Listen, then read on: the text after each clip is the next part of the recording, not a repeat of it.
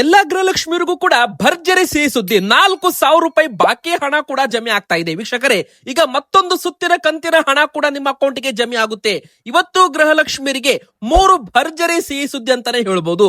ಒಂದು, ಮುಖ್ಯಮಂತ್ರಿ ಸಿದ್ದರಾಮಯ್ಯನವರು ಕೂಡ ಗೃಹಲಕ್ಷ್ಮಿಯರಿಗೆ ಸಿಹಿ ಸುದ್ದಿ ಕೊಟ್ಟಿದ್ದಾರೆ. ಇನ್ನು ವೀಕ್ಷಕರೇ, ನಿಮ್ಮ ಹತ್ತಿರ ರೇಷನ್ ಕಾರ್ಡ್ ಇದ್ರೆ, ನಿಮ್ಮ ಹತ್ತಿರ BPL ಕಾರ್ಡ್ ಇರ್ಲಿ, APL ಕಾರ್ಡ್ ಇರ್ಲಿ, ಈ ವಿಡಿಯೋನ ಪೂರ್ತಿಯಾಗಿ ನೋಡಿ. ಎದಕ್ಕಂದ್ರೆ ಯಾವ ಕಾರಣಕ್ಕೆ ನಿಮ್ಮ BPL ಕಾರ್ಡ್ ರದ್ದಾಗಬಹುದು ವೀಕ್ಷಕರೇ. ಸರ್ಕಾರದಿಂದ ಪಟ್ಟಿ ರಿಲೀಸ್ ಮಾಡಲಾಗ್ತಾ ಇದೆ. 14 ಲಕ್ಷ BPL ಕಾರ್ಡ್ಗಳು ಮತ್ತೆ ರದ್ದಾಗ್ತಾ ಇದ್ದಾವೆ. ಮತ್ತೊಂದು ಕಡೆಗೆ ಸ್ಟೇಟ್ ಆಫ್ ಹಾರ್ಮೋಸ್ ಅಂದ್ರೆ ಅಮೆರಿಕ ಮತ್ತು ಇರಾನ್ ದೇಶದ ನಡುವಿನ ಉದ್ವಿಗ್ನತೆ ಈಗ ಮತ್ತೆ ಹೆಚ್ಚಾಗ್ತಾ ಇದೆ. ಅಂದ್ರೆ ಪಾಕಿಸ್ತಾನದಲ್ಲಿ ನಡೆದ ಈ ಒಂದು ಸಂಧಾನ ಸಭೆ ವಿಫಲವಾಗ್ತಾ ಇದೆ ವೀಕ್ಷಕರೇ.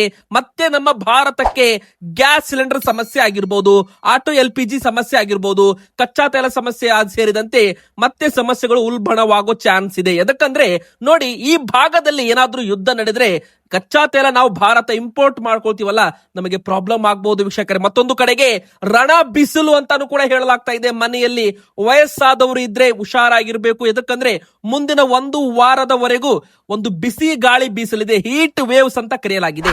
ಇನ್ನು ಯಾವೆಲ್ಲ ಜಿಲ್ಲೆಗಳಲ್ಲಿ ಮಳೆ ಬೀಳುತ್ತೆ, ಯಾವ ಜಿಲ್ಲೆಗಳಿಗೆ ಬಿಸಿಲಿನ ಪ್ರಮಾಣ ಹೆಚ್ಚಾಗಲಿದೆ, ಅದನ್ನು ಕೂಡ ವಿಡಿಯೋದಲ್ಲಿ ನೋಡ್ತಾ ಹೋಗೋಣ ವೀಕ್ಷಕರೇ.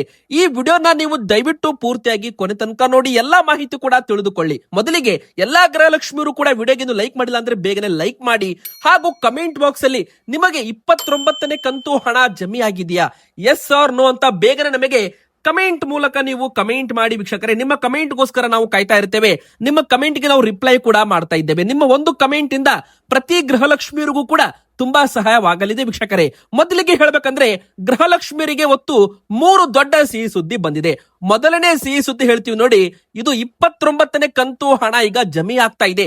ಯಾರಿಗೆಲ್ಲ ಹಣ ಬಂದಿಲ್ಲ ಅಂತ ಕಮೆಂಟ್ ಮಾಡ್ತಾ ಇದ್ದಾರೆ ನೋಡಿ, ಅವರು ಇನ್ನು 1 ವಾರದವರೆಗೂ ಕಾಯ್ಬೇಕು. ಎದಕ್ಕಂದ್ರೆ ವೀಕ್ಷಕರೇ, ಈ ಒಂದು ಹಣ ಜಮೆ ಪ್ರಕ್ರಿಯೆ ಈಗ ಶುರುವಾಗ್ತಾ ಇದೆ. ಅಂದ್ರೆ ನಿಮ್ಮ ಅಕೌಂಟ್ಗೆ ಹಣ ಬರಬೇಕಂದ್ರೆ 12-13 ದಿನ ಸಮಯ ಬೇಕಾಗುತ್ತೆ. ಈಗಾಗಲೇ ಹಣ ರಿಲೀಸ್ ಆಗಿ 7 ದಿನ ಕಳೆದಿದೆ. ಇನ್ನು 7 ದಿನದಲ್ಲಿ ನಿಮ್ಮ ಅಕೌಂಟ್ಗೆ ಹಣ 29ನೇ ಕಂತು ಬರುತ್ತೆ. ಇನ್ನು ಕೆಲವೊಬ್ಬರು 28ನೇ ಕಂತು ಹಣ ಕೂಡ ಬಂದಿಲ್ಲ ಅಂತ ಕಮೆಂಟ್ ಮಾಡ್ತಾ ಇದ್ದಾರೆ ವೀಕ್ಷಕರೇ. ನೀವು ಒಮ್ಮೆ ಬಾರಿ ಮತ್ತೊಮ್ಮೆ ನಿಮ್ಮ ಬ್ಯಾಂಕ್ ಅಕೌಂಟ್ ಚೆಕ್ ಮಾಡಿಕೊಳ್ಳಿ. ಮತ್ತೆ ನಿಮ್ದು ಕೂಡ BPL ಕಾರ್ಡ್ ಇದ್ದು ಏನಾದ್ರೂ APL ಕಾರ್ಡ್ ಗೆ ಶಿಫ್ಟ್ ಆಗಿದ್ರೆ, ಅಂದ್ರೆ ನಿಮ್ಮ BPL ಕಾರ್ಡ್ ಸರ್ಕಾರದಿಂದ ರದ್ದಾಗಿದ್ರೆ, ನೀವೇನಾದ್ರೂ ತೆರಿಗೆ ಪಾವತಿದಾರರಾಗಿದ್ರೆ, GST ರಿಟರ್ನ್ಸ್ ಮಾಡ್ತಾ ಇದ್ರೆ ನಿಮಗೆ ಹಣ ಬರೋದಿಲ್ಲ ಅಂತಾನೂ ಕೂಡ ಹೇಳಲಾಗಿದೆ ವೀಕ್ಷಕರೇ. ಇನ್ನು ಎರಡನೇದಾಗಿ ಹೇಳ್ಬೇಕಂದ್ರೆ ಗೃಹಲಕ್ಷ್ಮಿಯರು ಕಡ್ಡಾಯವಾಗಿ ಆಧಾರ್ ಸೀಡಿಂಗ್ ಬ್ಯಾಂಕ್ ಗೆ ಮಾಡಿಸಿರ್ಬೇಕು. ಅಂದ್ರೆ NPCI ಮ್ಯಾಪಿಂಗ್ ಅಂತ ಬ್ಯಾಂಕ್ ಅಕೌಂಟ್ ಗೆ ಆನ್ ಮಾಡಿಸಿರ್ಬೇಕು ಅಂತ ಹೇಳಲಾಗಿದೆ ವೀಕ್ಷಕರೇ.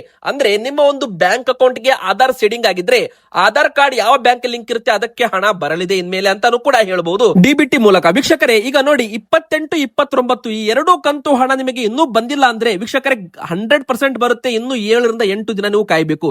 ಈಗಾಗಲೇ ಸರ್ಕಾರದಿಂದ ಬಂದಿರೋ ಅಪ್ಡೇಟ್ ಪ್ರಕಾರ ನೋಡ್ತಾ ಹೋಗೋದಾದ್ರೆ 56,000 ರೂಪಾಯಿ ಹಣ ಇಲ್ಲಿವರೆಗೂ ಗೃಹಲಕ್ಷ್ಮಿ ಅಕೌಂಟ್ಗೆ ಹಾಕಲಾಗಿದೆ. ಅಂದ್ರೆ 28 ಕಂತು ಹಣ ಸರ್ಕಾರ ಬಿಡುಗಡೆ ಮಾಡಿರೋ ಬಗ್ಗೆ ಅಧಿಕೃತ ಅಪ್ಡೇಟ್ ಇದೆ. ಯಾಕಂದ್ರೆ ಈಗಾಗಲೇ ಗ್ಯಾರಂಟಿ ಅನುಷ್ಠಾನ ಪ್ರಾಧಿಕಾರದಿಂದ ಒಂದು ಅಪ್ಡೇಟ್ ಬಂದಿತ್ತು ಮೊನ್ನೆ. 56,000 ರೂಪಾಯಿ ಹಣ ಹೋಗಿದೆ, ಅಂದ್ರೆ 28 ಕಂತು ಹಣ ಹೋಗಿದೆ ಅಂತ. ಆದ್ರೆ ಈಗ ನೋಡಿ, 29ನೇ ಕಂತು ಹಣ ಕೂಡ ಜಮೆ ಆಗ್ತಾ ಇದೆ ಅಂತ ಗೃಹಲಕ್ಷ್ಮಿಯರು ಕಮೆಂಟ್ ಮಾಡ್ತಾ ಇದ್ದಾರೆ. ತುಂಬಾ ಮಹಿಳೆಯರಿಗೆ ಹಣ 2,000 ರೂಪಾಯಿ ಜಮೆ ಆಗಿದೆ. ಹೀಗಾಗಿ 29ನೇ ಕಂತು ಹಣ ಕೂಡ ಬಿಡುಗಡೆ ಆಗಿದೆ. ಆದ್ರೆ ಇನ್ನು ಅಧಿಕೃತ ಅಪ್ಡೇಟ್ ಸರ್ಕಾರದಿಂದ ಇನ್ನು ಕೆಲವೇ ದಿನಗಳಲ್ಲಿ ಬರಲಿದೆ ಅಂತಾನು ಕೂಡ ಇಲ್ಲಿ ಹೇಳ್ಬಹುದು. ಇನ್ನು ಸಚಿವ ಲಕ್ಷ್ಮೀ ಹೆಬ್ಬಾಳ್ಕರ್ ಮೇಡಮ್ ಅವರು ಮತ್ತೊಂದು ಗುಡ್ ನ್ಯೂಸ್ ಕೊಟ್ಟಿದ್ದಾರೆ. ಆ ಗುಡ್ ನ್ಯೂಸ್ ಏನಪ್ಪಾ ಅಂದ್ರೆ, ಎರಡನೇ ಸಿಹಿ ಸುದ್ದಿ, ಇನ್ ಮುಂದೆ ಪ್ರತಿ ತಿಂಗಳು ಯಾವುದೇ ಅಡಚಣೆ ಇಲ್ಲದೆ ಹಣ 2,000 ರೂಪಾಯಿ ನಿಮ್ಮ ಅಕೌಂಟ್ಗೆ ಬರುತ್ತೆ. ಯಾಕಂದ್ರೆ ಎಲ್ಲಾ ತಾಂತ್ರಿಕ ದೋಷಗಳಾಗಿರ್ಬೋದು, ಬ್ಯಾಂಕಿಂಗ್ ಸರ್ವರ್ ಸಮಸ್ಯೆಗಳಾಗಿರ್ಬೋದು, ಗೃಹಲಕ್ಷ್ಮಿಯರ ಒಂದು ಅಕೌಂಟ್ ಸ್ಟೇಟಸ್ ಚೆಕ್ ಮಾಡೋದಾಗಿರ್ಬೋದು, ಎಲ್ಲಾ ಕೂಡ ಕಂಪ್ಲೀಟ್ ಆಗಿದೆ. ಇನ್ ಮುಂದೆ ಪ್ರತಿ ತಿಂಗಳು ಹಣ 2,000 ರೂಪಾಯಿ ನಿಮ್ಮ ಅಕೌಂಟ್ಗೆ ಬರ್ತಾ ಇರುತ್ತೆ. 28,608 ಕೋಟಿ ರೂಪಾಯಿ ಹಣ ಬಜೆಟ್ ನಲ್ಲಿ ಮೀಸಲಿಟ್ಟಿದ್ದಾರೆ. ಇನ್ನು 3ನೇ ಸಿಹಿ ಸುದ್ದಿ ಏನಪ್ಪಾ ಅಂದ್ರೆ, ಗೃಹಲಕ್ಷ್ಮಿ ಹಣ ಸಾಲದ ಕಂತಿಗೆ ಕಡಿತ ಮಾಡಂಗಿಲ್ಲ ಕಂಪನಿಗಳು. ಅಂದ್ರೆ ಗೃಹಲಕ್ಷ್ಮಿಯವರು ಸಾಲ ಮಾಡಿದ್ರೆ ಬ್ಯಾಂಕ್ ನಲ್ಲಿ, ಆ ಬ್ಯಾಂಕ್ನವರು ಬಡ್ಡಿ ಅಂತ ಹೇಳಿ ಗೃಹಲಕ್ಷ್ಮಿ ಹಣವನ್ನ ಕಟ್ ಮಾಡಿಕೊಳ್ಳುವಂತಿಲ್ಲ. ನೋಡಿ, ಈಗ ನೀವು 2,000 ರೂಪಾಯಿ ಬಡ್ಡಿ ಕಟ್ಟೋದಿರುತ್ತೆ, ನಿಮ್ಮ ಗೃಹಲಕ್ಷ್ಮಿ ಅಕೌಂಟ್ಗೆ 2,000 ರೂಪಾಯಿ ಜಮೆ ಆಗುತ್ತೆ. ಬ್ಯಾಂಕ್ನವರು ಅದನ್ನ ಬಡ್ಡಿ ಅಂತ ಡೆಬಿಟ್ ಮಾಡಿಕೊಳ್ಳುವಂತಿಲ್ಲ. ಕೇವಲ ಬ್ಯಾಂಕ್ ಮಾತ್ರ ಅಲ್ಲ, ಫೈನಾನ್ಸ್, ಮೈಕ್ರೋ ಫೈನಾನ್ಸ್ ಗಳಿಗೂ ಕೂಡ ಒಂದು ರೂಲ್ಸ್ ಅನ್ವಯವಾಗುತ್ತೆ. ಅಂದ್ರೆ ಇದು ನೋಡಿ, ಸಾಲದ ಬಾಕಿ ವಸೂಲಿ ನೆಪದಲ್ಲಿ ಬಲವಂತವಾಗಿ ಗೃಹಲಕ್ಷ್ಮಿ ಹಣ ಕಡಿತ ಮಾಡೋದಕ್ಕೆ ಈಗ ಮುಖ್ಯಮಂತ್ರಿ ಸಿದ್ದರಾಮಯ್ಯನವರು ಬ್ರೇಕ್ ಹಾಕಿದ್ದಾರೆ ಅಂತಾನು ಕೂಡ ಇಲ್ಲಿ ಹೇಳಬಹುದು. ಈಗಾಗಲೇ ಬಲವಂತವಾಗಿ ಕಡಿತಗೊಳಿಸುತ್ತಿರುವ ವಿರುದ್ಧ ಸೂಕ್ತ ಕ್ರಮ ಕೈಗೊಳ್ಳಬೇಕು ಅಂತ ಮುಖ್ಯಮಂತ್ರಿ ಸಿದ್ದರಾಮಯ್ಯನವರು ಸೂಚನೆ ಕೊಟ್ಟಿದ್ದಾರೆ. ಇದು ಮತ್ತೊಂದು ಗುಡ್ ನ್ಯೂಸ್ ಅಂತಾನೆ ಹೇಳಬಹುದು ವೀಕ್ಷಕರೇ. ಇನ್ನು ಎರಡನೇದಾಗಿ ನಿಮ್ಮ ಹತ್ರ BPL ಕಾರ್ಡ್ ಇರಲಿ, APL ಕಾರ್ಡ್ ಇರಲಿ, ವಿಡಿಯೋನ ಪೂರ್ತಿಯಾಗಿ ಕೊನೆ ತನಕ ನೋಡ್ತಾ ಇರಿ. ಮತ್ತೆ ನಿಮ್ಮ ಹತ್ರ ಯಾವ ಕಾರ್ಡ್ ಇದೆ, BPL APL, ಬೇಗನೆ ನಮಗೆ ಕಮೆಂಟ್ ಕೂಡ ಮಾಡಿ ವೀಕ್ಷಕರೇ. 14 ಲಕ್ಷ ಮತ್ತೆ BPL ಕಾರ್ಡುಗಳು APL ಕಾರ್ಡ್ಗೆ ವರ್ಗಾವಣೆ ಆಗಲು ಈಗ ಶುರುವಾಗ್ತಾ ಇದೆ. ಹಂತ ಹಂತವಾಗಿ ನಿಮ್ದು ಕೂಡ ರೇಷನ್ ಕಾರ್ಡ್ ಇದ್ರೆ, ನೀವೇನಾದ್ರೂ ಕೆಲವು ಮುಖ್ಯ ನಿಯಮಗಳನ್ನ ಬ್ರೇಕ್ ಮಾಡಿದ್ರೆ ಅವಾಗ ನಿಮ್ದು ಕಾರ್ಡು ಕೂಡ BPL ಇದ್ದು APL ಆಗುತ್ತೆ ವೀಕ್ಷಕರೇ. ಒಂದು ವೇಳೆ BPL ಇಂದ APL ಗೆ ಶಿಫ್ಟ್ ಆದ್ರೆ ಸರ್ಕಾರದ BPL ಕಾರ್ಡ್ಗೆ ಸಿಗೋ ಲಾಭಗಳು ನಿಮಗೆ ಸಿಗೋದಿಲ್ಲ. ಅನ್ನಭಾಗ್ಯ ಇಂದಿರಾ ಕಿಟ್ ಕೂಡ APL ಕಾರ್ಡ್ ಸಿಗೋದಿಲ್ಲ ವೀಕ್ಷಕರೇ. ಇಲ್ಲಿ ಅರ್ಹತೆ ಇಲ್ಲದೇ ಇದ್ರೂ ಕೂಡ BPL ಕಾರ್ಡ್ ಹೊಂದಿರೋ 14 ಲಕ್ಷ ಕಾರ್ಡ್ ದಾರರನ್ನ ಹಂತ ಹಂತವಾಗಿ APL ಕಾರ್ಡ್ಗೆ ವರ್ಗಾವಣೆ ಮಾಡ್ತೀವಿ ಅಂತ ಇಲ್ಲಿ ಒಂದು ಹೇಳಿಕೆಯನ್ನ ಕೊಟ್ಟಿದ್ದಾರೆ ಆಹಾರ ಸಚಿವರು KH ಮುನಿಯಪ್ಪ ಅವರು. ಒಂದು ವೇಳೆ ಅರ್ಹ ಫಲಾನುಭವಿಗಳು BPL ಇಂದ ಹೊರಗೆ ಹೋಗಿದ್ರೆ ಅಥವಾ BPL ಇಂದ ತೆಗೆದು ಹಾಕಿದ್ರೆ, ತಹಶೀಲ್ದಾರ್ ಅವರಿಗೆ ಅರ್ಜಿ ಹಾಕಿದ್ರೆ ಮತ್ತೆ ಅವರಿಗೆ BPL ಕಾರ್ಡ್ ವಾಪಸ್ ಕೊಡ್ತೀವಿ ಅಂತಾನು ಕೂಡ ಒಂದು ಭರವಸೆಯನ್ನ ಕೊಟ್ಟಿದ್ದಾರೆ. ಇದು ಕೂಡ ನಿಮಗೆ ಗೊತ್ತಿರಲಿ. ಅಂದ್ರೆ ವೀಕ್ಷಕರೇ, 14 ಲಕ್ಷ ಕಾರ್ಡುಗಳು ಮತ್ತೊಮ್ಮೆ ಕರ್ನಾಟಕದಲ್ಲಿ ರದ್ದು ಮಾಡಲಾಗ್ತಾ ಇದೆ. ಇದು ನೋಡಿ ವೀಕ್ಷಕರೇ, ಯಾವ ಮೇನ್ ತಪ್ಪುಗಳನ್ನ ಮಾಡಬಾರ್ದು ಅಂದ್ರೆ ಇಲ್ಲಿ ನೋಡಿ, 1,20,000 ರೂಪಾಯಿ ಮೇಲೆ ಆದಾಯ ಇದ್ದವರ BPL ಕಾರ್ಡ್ APL ಕಾರ್ಡ್ ಆಗ್ತಾ ಇದೆ. ಅಷ್ಟು ಮಾತ್ರವಲ್ಲದೆ BPL ಕಾರ್ಡ್ ಇದ್ದ ನಿಯಮಗಳು, ನೀವೇನಾದ್ರೂ ಮನೆ ಮಳಿಗೆಗಳನ್ನ ಬಾಡಿಗೆ ಕೊಟ್ಟು ವರಮಾನ ಪಡ್ಕೋತಾ ಇದ್ರೆ ಅವಾಗ್ಲೂ ಕೂಡ ನಿಮ್ಮ BPL ಕಾರ್ಡು ರದ್ದಾಗೋ ಚಾನ್ಸ್ ಇದೆ. ಇನ್ನು ಮುಖ್ಯವಾಗಿ ಹೇಳ್ಬೇಕಂದ್ರೆ ಮೂರನೇದಾಗಿ ಸರ್ಕಾರಿ ನೌಕರರು, ತೆರಿಗೆ ಪಾವತಿದಾರರ BPL ಕಾರ್ಡು ಗ್ಯಾರಂಟಿಯಾಗಿ APL ಕಾರ್ಡ್ ಆಗುತ್ತೆ. ಇನ್ನು ಯಾರು ಇಷ್ಟು ದಿನ ಸುಳ್ಳು ನಕಲಿ ದಾಖಲೆ ಸೃಷ್ಟಿ ಮಾಡಿ 2 3 BPL ಕಾರ್ಡ್ ಪಡೆದುಕೊಂಡಿದ್ದಾರೆ ನೋಡಿ, ಅವರ ಒಂದು ಕಾರ್ಡ್ ಕೂಡ ಪತ್ತೆ ಹಚ್ಚಲಾಗ್ತಾ ಇದೆ. ಅಂದ್ರೆ ಇಲ್ಲಿ ಒಂದೇ ಮನೆಯಲ್ಲಿ ಇದ್ಕೊಂಡು 2 3 BPL ಕಾರ್ಡ್ ಹೊಂದಿದ್ರು ಕೂಡ ಅದು ಅನರ್ಹ ಪಟ್ಟಿಗೆ ಸೇರಿಸಲಾಗ್ತಾ ಇದೆ ಅಂತಾನು ಕೂಡ ಇಲ್ಲಿ ಹೇಳಲಾಗಿದೆ ವೀಕ್ಷಕರೇ. ಅಷ್ಟು ಮಾತ್ರವಲ್ಲದೆ ಮುಖ್ಯವಾಗಿ ಹೇಳ್ಬೇಕಂದ್ರೆ ಅನ್ನಭಾಗ್ಯ ಫಲಾನುಭವಿಗಳು ಯಾರೆಲ್ಲ ಪಡಿತರವನ್ನ ಕಾಳಸಂತೆಯಲ್ಲಿ ಮಾರಾಟ ಮಾಡ್ತಾರೆ ನೋಡಿ, ಅವರ ಕಾರ್ಡು ಕೂಡ APL ಕಾರ್ಡ್ಗೆ ಶಿಫ್ಟ್ ಮಾಡಲಾಗುತ್ತೆ. ಈಗ ಬನ್ನಿ ಮತ್ತೊಂದು ದೊಡ್ಡ ಬ್ರೇಕಿಂಗ್ ನ್ಯೂಸ್ ಏನಂತ ನೋಡೋಣ. ಕರ್ನಾಟಕದಲ್ಲಿ ಒಂದು ಕಡೆಗೆ ರಣ ಬಿಸಿಲು, ಮತ್ತೊಂದು ಕಡೆಗೆ ಭಾರಿ ಮಳೆ ಕೂಡ ಆಗಲಿದೆ ಅಂತ ಇಲ್ಲಿ ಹೇಳಲಾಗಿದೆ. ಹಾಗಾದ್ರೆ ಈಗ ಬೇಸಿಗೆ ಕಾಲ ಪ್ರಾರಂಭವಾಗಿದ್ದು 12ಕ್ಕೂ ಹೆಚ್ಚು ಜಿಲ್ಲೆಗಳಲ್ಲಿ ಬಿಸಿ ಗಾಳಿ ಈಗ ಶುರುವಾಗಲಿದೆ. ಬಿಸಿ ಗಾಳಿ ಯಾವ ಜಿಲ್ಲೆಗಳಿಗೆ ಹೆಚ್ಚು ಬೀಳಲಿದೆ ಅಂದ್ರೆ ವಿಜಯಪುರ, ಬಾಗಲಕೋಟೆ, ಬೆಳಗಾವಿ, ಬೀದರ್, ಯಾದಗಿರಿ, ಹಾವೇರಿ, ಗದಗ, ಧಾರವಾಡ, ಕಲಬುರಗಿ, ಕೊಪ್ಪಳ, ಬಳ್ಳಾರಿ, ರಾಯಚೂರು ಈ ಭಾಗದಲ್ಲಿ, ಅಂದ್ರೆ ಈ ಒಂದು ಜಿಲ್ಲೆಗಳಲ್ಲಿ ಒಂದು ಬಿಸಿ ಗಾಳಿ ವಾತಾವರಣ ಅಂದ್ರೆ ಹೀಟ್ ವೇವ್ಸ್ ಬೀಳಲಿದೆ ಅಂತಾನು ಕೂಡ ಇಲ್ಲಿ ಹೇಳಲಾಗಿದೆ. ಹಾಗಾದ್ರೆ ಯಾವ ಜಿಲ್ಲೆಗಳಲ್ಲಿ ಜನರು ಅಲರ್ಟ್ ಆಗಿರ್ಬೇಕು? ನಿಮ್ಮ ಮನೆಯಲ್ಲಿ ವಯಸ್ಸಾದವರು ಇದ್ರೆ, ಅಜ್ಜ ಅಜ್ಜಿಯಂದಿರಿದ್ರೆ ಆದಷ್ಟು ಸ್ವಲ್ಪ ಹುಷಾರಾಗಿರಿ, ಕೇರ್ ತಗೊಳ್ಳಿ. ಬಿಸಿಲು ಬಹಳ ಇದ್ದಾಗ ಮನೆಯಿಂದ ಹೊರಗಡೆ ಬರಬೇಡಿ, ವಯಸ್ಸಾದವರು ಸ್ಪೆಷಲಿ. ನೋಡಿ, ರಾಯಚೂರು, ಮಾನ್ವಿ, ಸಿನ್ನೂರು ಈ ಭಾಗದಲ್ಲಿ ತುಂಬಾ ಬಿಸಿಲಿರುತ್ತೆ. ಇನ್ನು ಬೀದರ್, ಕಲಬುರಗಿ ಈ ಭಾಗದಲ್ಲೂ ಕೂಡ ರಣ ಬಿಸಿಲಿನ ತಾಪ ಮೇ ತಿಂಗಳವರೆಗೂ ಈ ಬಾರಿ ಭಾರಿ ಬಿಸಿಲು ಇರಲಿದೆ ಅಂತ ಹವಾಮಾನ ಇಲಾಖೆ ಹೇಳಿದೆ. ಆಲ್ಮೋಸ್ಟ್ 2 ರಿಂದ 3 ಡಿಗ್ರಿ ಸೆಲ್ಸಿಯಸ್ ಜಾಸ್ತಿ ಆಗಿದೆ ಅಂತಾನು ಕೂಡ ಹೇಳ್ಬಹುದು. ಇನ್ನು ದಕ್ಷಿಣ ಕನ್ನಡ, ಉಡುಪಿ ಹಾಗೂ ಉತ್ತರ ಕನ್ನಡ ಜಿಲ್ಲೆಗಳಲ್ಲೂ ಕೂಡ ಗರಿಷ್ಠ ತಾಪಮಾನ ದಾಖಲಾಗಿದೆ ವೀಕ್ಷಕರೇ, 35 ಡಿಗ್ರಿ ಸೆಲ್ಸಿಯಸ್. ಅಂದ್ರೆ ಇಲ್ಲೂ ಕೂಡ ರಣ ಬಿಸಿಲು ಅಂತಾನು ಕೂಡ ಇಲ್ಲಿ ಹೇಳ್ಬಹುದು.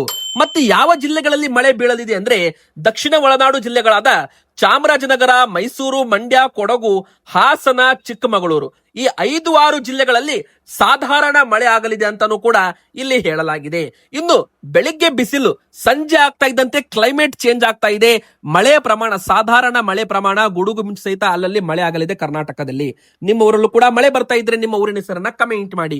ಇನ್ನು ವೀಕ್ಷಕರೇ, ಸ್ಟೇಟ್ ಆಫ್ ಹಾರ್ಮೋಸ್ ಮತ್ತೆ ಬಂದ್ ಆಗುತ್ತಾ? ಎದಕ್ಕಂದ್ರೆ ಅಮೆರಿಕ ಮತ್ತು ಇರಾನ್ ನಡುವೆ ನಡೆದ, ಪಾಕಿಸ್ತಾನದಲ್ಲಿ ನಡೆದ ಸಂಧಾನ ಸಭೆ ವಿಫಲವಾಗಿದೆ ವೀಕ್ಷಕರೇ. ಹೌದು, ಒಂದು ಕಡೆಗೆ ಅಮೆರಿಕದವರು ಕೂಡ ಕಂಡೀಷನ್ ಹಾಕ್ತಾ ಇದ್ದಾರೆ, ಇರಾನ್ ಅವರು ಕೂಡ ಕಂಡೀಷನ್ ಹಾಕ್ತಾ ಇದ್ದಾರೆ.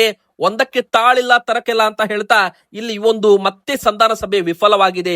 ಹೀಗಾಗಿ ಮುಂದಿನ ಬರೋ ದಿನಗಳಲ್ಲಿ ಮತ್ತೆ ಅಮೆರಿಕ ಇರಾನ್ ದೇಶದ ಮೇಲೆ ದಾಳಿ ಮಾಡಬಹುದು ಅಂತ ಈಗಾಗಲೇ ಸುದ್ದಿಗಳು ವೈರಲ್ ಆಗ್ತಾ ಇದ್ದಾವೆ. ಮತ್ತೊಂದು ಕಡೆಗೆ ಹೇಳ್ಬೇಕಂದ್ರೆ ಪಾಕಿಸ್ತಾನ ಸಂಧಾನ ಸಭೆಯಲ್ಲಿ ಮುಖ್ಯ ಪಾತ್ರ ಅಂದ್ರೆ ಇಂಟರ್ಮೀಡಿಯೇಟ್ ಆಗಿ ಕೆಲಸ ಮಾಡ್ತಾ ಇತ್ತು. ಆದ್ರೆ ಈಗ ಸಂಧಾನ ಸಭೆ ವಿಫಲವಾಗಿದೆ. ಅಮೆರಿಕ ಮತ್ತೆ ಇರಾನ್ ನಡುವೆ ಈಗ ಮತ್ತೆ ಒಂದು ದಾಳಿ ನಡೆಯುವ ಸಾಧ್ಯತೆ ಇದೆ ಅಂತಾನು ಕೂಡ ಹೇಳಲಾಗ್ತಾ ಇದೆ ವೀಕ್ಷಕರೇ. ಅಷ್ಟು ಮಾತ್ರವಲ್ಲದೆ ಮತ್ತೊಂದು ದೊಡ್ಡ ಬ್ರೇಕಿಂಗ್ ನ್ಯೂಸ್ ಏನಪ್ಪಾ ಅಂದ್ರೆ ಹೋರ್ಮಜ್ ಜಲಸಂಧಿಯಲ್ಲಿ ಜಲ ಬಾಂಬ್ಗಳು ಇದ್ದಾವೆ ಅಂತ ಒಂದು ಸ್ಫೋಟಕ ಸುದ್ದಿ ಸಿಕ್ಕಿದೆ. ಅಂದ್ರೆ ಈ ಭಾಗದಿಂದ ಹಡಗುಗಳು ಬರ್ತಾ ಇದ್ರೆ ಏನ್ ಬೇಕಾದ್ರೂ ಆಗ್ಬಹುದು. ಇರಾನ್ ಅವರು ಮೊದಲೇ ಈಗ ಒಂದು ಎಚ್ಚರಿಕೆಯನ್ನ ಕೊಟ್ಟಿದ್ದಾರೆ. ಇರಾನ್ಗೆ ಈಗ ತನ್ನದೇ ಸಮಸ್ಯೆಯಿಂದಾಗಿ ತೈಲ ಟ್ಯಾಂಕರ್ ಪ್ರಯಾಣಿಕರ ಸಾಗಣೆಗೆ ಹೋರ್ಮಜ್ ಜಲಸಂಧಿಯನ್ನ ಪುನಃ ತೆರೆಯಲು ಸಾಧ್ಯವಾಗ್ತಾ ಇಲ್ಲ. ಅಮೆರಿಕ ಇರಾನ್ ಯುದ್ಧ ನಡೆಸುತ್ತಿದ್ದಾಗ ಈ ಜಲಮಾರ್ಗದಲ್ಲಿ ಹಡಗುಗಳ ಸಂಚಾರ ತಡೆಯಲು ಹಾಕಲಾದ ಜಲ ಬಾಂಬ್ಗಳು ಈಗ ಪತ್ತೆ ಹಚ್ಚಲು ಅದಕ್ಕೆ ಸಾಧ್ಯವಾಗ್ತಾ ಇಲ್ಲ ಅಂತ ನ್ಯೂಯಾರ್ಕ್ ಟೈಮ್ಸ್ ಹೇಳಿದೆ ವೀಕ್ಷಕರೇ. ಅಂದ್ರೆ ಇಲ್ಲಿ ನೋಡಿ, ಹೋರ್ಮಜ್ ಜಲಸಂಧಿ ಮೂಲಕವೇ ಭಾರತ ಸೇರಿದಂತೆ ಚೀನಾ ಸೇರಿದಂತೆ ಎಲ್ಲಾ ದೇಶಗಳಿಗೂ ಕೂಡ ಕಚ್ಚಾ ತೈಲ ಆಗಿರ್ಬೋದು, ಅಡುಗೆ ಅನಿಲ ಆಗಿರ್ಬೋದು, ಆಟೋ LPG ಆಗಿರ್ಬೋದು, ಇದನ್ನ ಎಕ್ಸ್ಪೋರ್ಟ್ ಮಾಡಲಾಗುತ್ತೆ. ಆದ್ರೆ ಈ ಭಾಗದಲ್ಲಿ ಈಗ ಮತ್ತೆ ಜಲಸಂಧಿಯನ್ನ ಬಂದ್ ಮಾಡ್ತಾ ಇದ್ದಾರೆ. ಯಾಕಂದ್ರೆ ಇರಾನ್ ದೇಶದವರು ಅಲ್ಲಲ್ಲಿ ಜಲ ಬಾಂಬ್ಗಳನ್ನ ಇಟ್ಟಿದ್ದಾರೆ. ಆ ಜಲ ಬಾಂಬ್ಗಳ ಮೇಲೆ ಹಡಗು ಹೋದ್ರೆ ಆ ಹಡಗು ನುಚ್ಚು ನೂರಾಗುತ್ತೆ ಅಂತಾನೆ ಹೇಳ್ಬೋದು. ಹೀಗಾಗಿ ಹಡಗುಗಳು ಬರೋದಕ್ಕೆ ಹಿಂದೇಟು ಹಾಕ್ತಾ ಇದ್ದಾವೆ. ಜಲಸಂಧಿ ಬದಲಾಗಿ ಪರ್ಯಾಯ ಮಾರ್ಗ ನೋಡ್ಕೊಳ್ಳಿ ಅಂತ ಇರಾನ್ ದೇಶದವರು ಹೇಳ್ತಾ ಇದ್ದಾರೆ. ಈಗ ಒಂದು ಕಡೆಗೆ ಮತ್ತೆ ಕಚ್ಚಾ ತೈಲ ಸಮಸ್ಯೆ ಸೇರಿದಂತೆ, ಅಡುಗೆ ಅನಿಲ ಸಮಸ್ಯೆ ಸೇರಿದಂತೆ, ಮತ್ತೆ ಜಾಗತಿಕ ಮಟ್ಟದಲ್ಲಿ ಮತ್ತೊಮ್ಮೆ ಭಾರತಕ್ಕೆ ಸೇರಿದಂತೆ ಇಡೀ ದೇಶಗಳಿಗೂ ಕೂಡ, ಎಲ್ಲಾ ದೇಶಗಳಿಗೂ ಕೂಡ ಸಮಸ್ಯೆ ಆಗಬಹುದು ಅಂತ ಹೇಳಲಾಗ್ತಾ ಇದೆ. ಹೀಗಾಗಿ ಒಂದು ಕಡೆಗೆ 14 ದಿನದ ಕದನ ವಿರಾಮ ಇದ್ರೂ ಕೂಡ ಭಾರತದಲ್ಲಿ ಇನ್ನೂ ಕೂಡ LPG ಗ್ಯಾಸ್ ಸಮಸ್ಯೆ ನಿವಾರಣೆ ಆಗ್ತಾ ಇಲ್ಲ. ಇದು ಕೂಡ ಒಂದು ಕಡೆಗೆ ಶಾಕಿಂಗ್ ನ್ಯೂಸ್ ಅಂತ ಹೇಳ್ಬೋದು. ಆದ್ರೆ ಇದರ ನಡುವೆ ಇರಾನ್ ದೇಶದವರು ಜಲಸಂಧಿಯಲ್ಲಿ ಜಲ ಬಾಂಬ್ ಇದೆ ಅಂತ ಮತ್ತೊಂದು ಸ್ಫೋಟಕ ಸುದ್ದಿ ಹೇಳಿದ್ದಾರೆ. ಇದರಿಂದ ಮತ್ತಷ್ಟು ಸಮಸ್ಯೆ ಕಾಣಬಹುದು ಮುಂದಿನ ಬರೋ ದಿನಗಳಲ್ಲಿ ಅಂತ ಹೇಳ್ತಾ ಇವತ್ತಿನ ವಿಡಿಯೋನ ಮುಗಿಸ್ತಾ ಇದ್ದೇನೆ. ಯಾರು ಕೂಡ ಚಿಂತೆ ಮಾಡಬೇಡಿ, ಎಲ್ಲಾ ಕೂಡ ಸರಿಯಾಗುತ್ತೆ ಅಂತ ಹೇಳ್ತಾ ವಿಡಿಯೋ ಮುಗಿಸ್ತಾ ಇದ್ದೆ. ವಿಡಿಯೋಗೆ ಲೈಕ್ ಮಾಡಿ, ಚಾನಲ್ಗೆ ಸಬ್ಸ್ಕ್ರೈಬ್ ಆಗಿ, ನಿಮ್ಮ ಅನಿಸಿಕೆ ಕಮೆಂಟ್ ಮಾಡಿ.